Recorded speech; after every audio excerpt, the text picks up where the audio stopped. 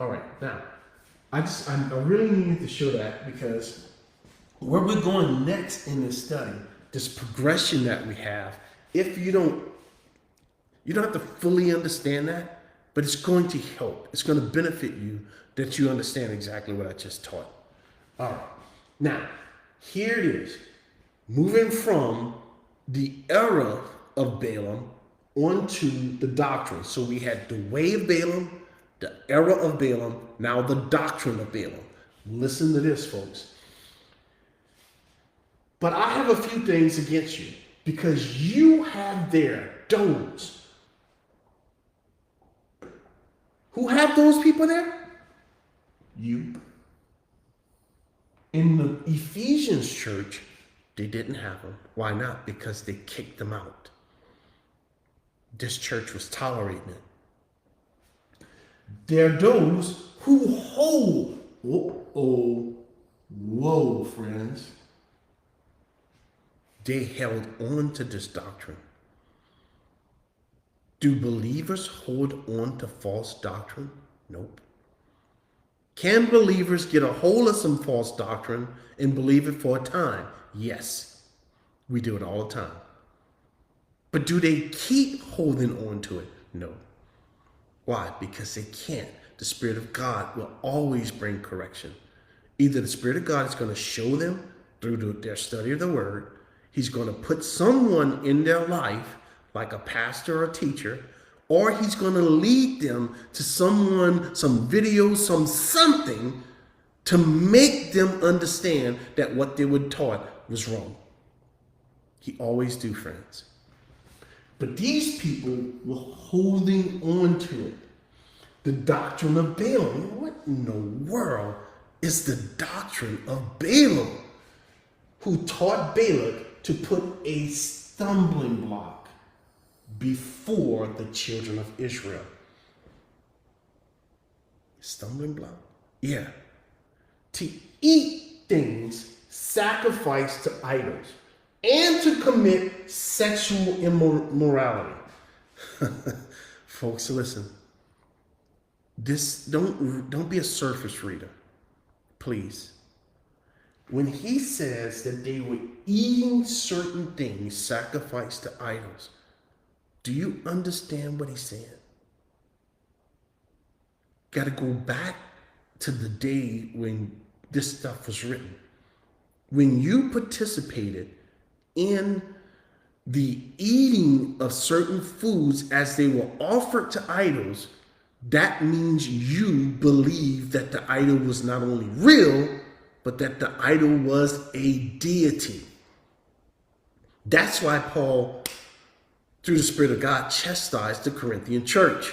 Say, you can't go participate in that kind of mess and then come take the Lord's Supper. You only have one servant. One master. You can't serve them both. You can't go eat the table of devils and then try to come over and join the Lord. That ain't going to work. It might work for you, but God said it ain't going to work for me. So that's what he's talking about. He's not just saying that you were eating some food. No, friends. It's what was represented internally through the eating of the food. Then this committing sexual immorality. What is that about? It's the same thing we read about Israel. What did Israel do? God says that they were going around being a harlot. How were they being a harlot? Because they were bowing themselves down to false gods. So what's the sexual immorality? It's the intimacy that they were giving away to another false god that they were only supposed to give to their own husband. That was the problem. Now, was there some physical sexual immorality? Yes. There was all that mess in these temples, especially the temples that was dedicated to females. The conclusion, the doctrine of Balaam was to mix the people of God with the world, which led to idolatry and immorality. It always leads to idolatry and immorality. Always, friends. When you mix biblical doctrine with worldly doctrine, that's exactly what you're going to get. And you're going to get it every single time. Now that we have some background information concerning this man Balaam, what's wrong with Balaam's doctrine? He taught Balak. Balak was, for those that don't know, this is coming out of Numbers chapter 23 through 26. Balak was the king of a country called Moab. The Moabites were the offspring of Lot and his eldest daughter, where they committed incest. She got Lot drunk and slept with her father and produced this wicked abomination. He taught Balak, the king of Moab, to put a stumbling block before the children of Israel. This is a very grievous sin against the Lord. When you listen to the psalmist, listen what he says. What's a grievous sin? Putting a stumbling block before God's children. Blessed, this is Psalm 1, verse 1. Blessed is the man who walks not in the counsel of the ungodly, nor stands in the path of sinners, nor sits in the seat of the scornful. God says, don't do it, friends. Don't put stumbling blocks before anyone.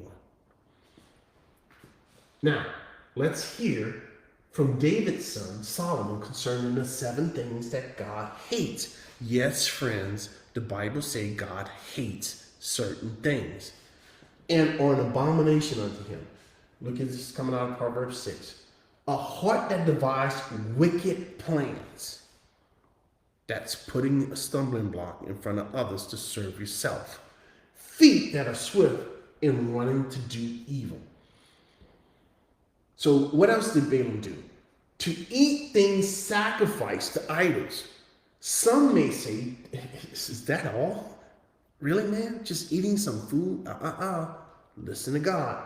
Well, my friend, if that is your response and you have no discernment, this practice of eating food that was sacrificed to idols shows that you are in fellowship with and a follower of that false god. It's an abomination to the one true God. Although the idol is nothing, the idol is nothing. And it is not a God. Yet, the intent behind the acts, the intent that the fact that you think and believe that it is, made it real to the person who participated in the practice. The single act breaks most of the covenants, especially God's covenants, especially the first and greatest commandment of loving the Lord with all your heart, mind, soul, and strength. Then he taught them to commit sexual immorality. Now, this was not just participating in fornication or adultery with someone who was not your spouse. No, my friend, this was far greater than that. They were playing the harlot with another god.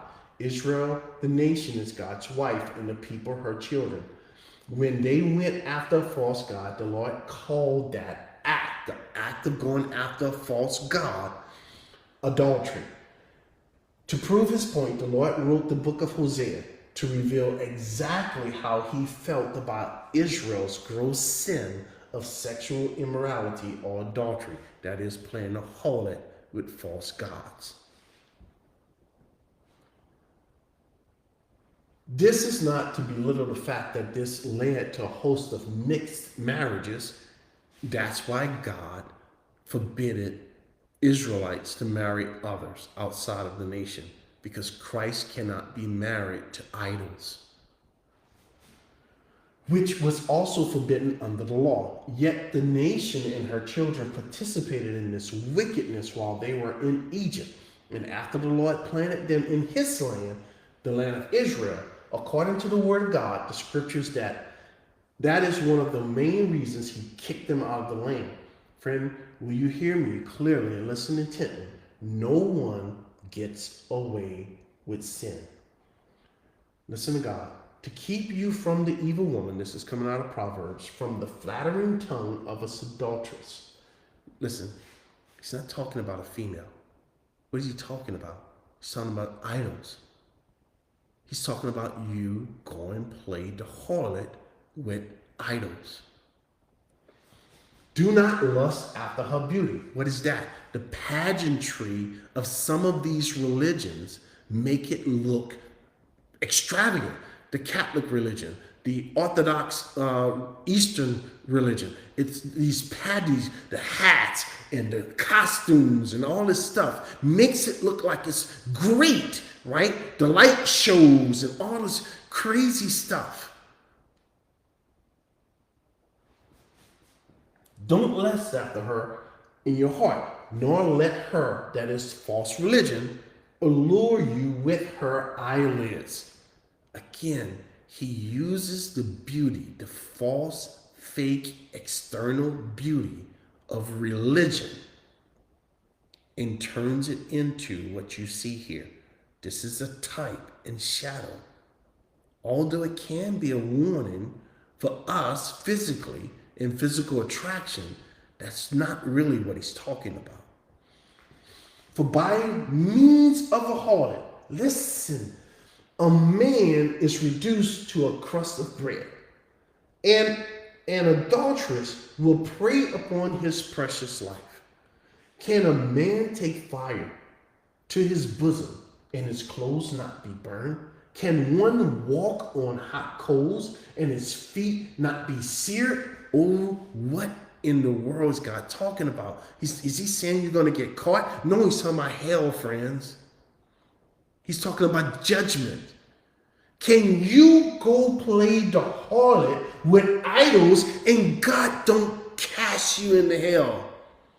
No. No. Friends, please don't. If you're in one of these false religions, get out. If you're a believer and you're staying in one of these false religions, get out.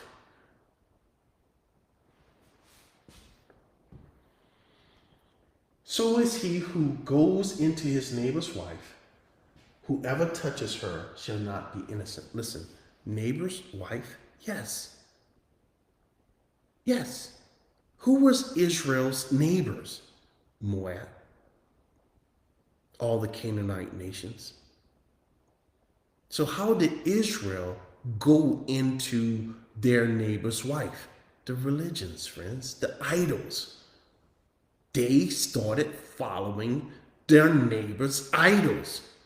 That's the wives he's talking about.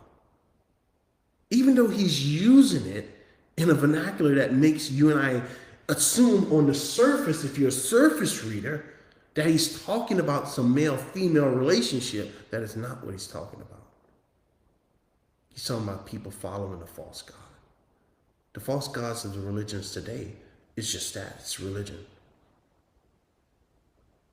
Folks, the Catholic Church has a different God. It's a false religion. Most of the Protestant stuff, they have a different God. It's a false religion. Be extremely careful with these false Christian denominations. They have a different Jesus.